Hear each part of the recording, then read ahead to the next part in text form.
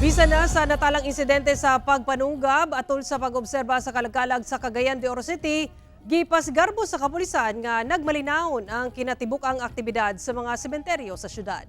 Ano ang report ni Cyril Chavez? Pasado alas 2 sa hapon nitong Nobyembre 1, natala sa buhatan sa Bulwa Police Station ang usa ka stabbing incident nga gikalambigitan sa grupo sa mga construction worker. Ang insidente nahitabo sa Zone 1 Barangay Bulwa kung asa angol ang duha ka mga lalaking nag-edad og 30 og 46 anyos.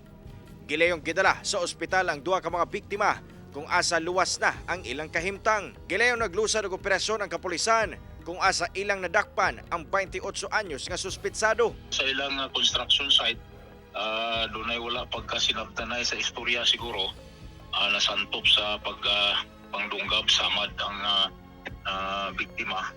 Apan bisan na sa maong insidente, gikonsidera gyapon sa Cagayan de Oro City Police nga malinawon ang paghinumdom sa adlaw sa mga minatay sa syudad. Matod sa Kokpo, dakong tabang ang kooperasyon sa katawhan sa tanang polisiya nga gipatuman sa mga sementeryo. Doon nga dunay mga minimal incident diya sa mga respective police stations, nahatagan man pod og tukma nga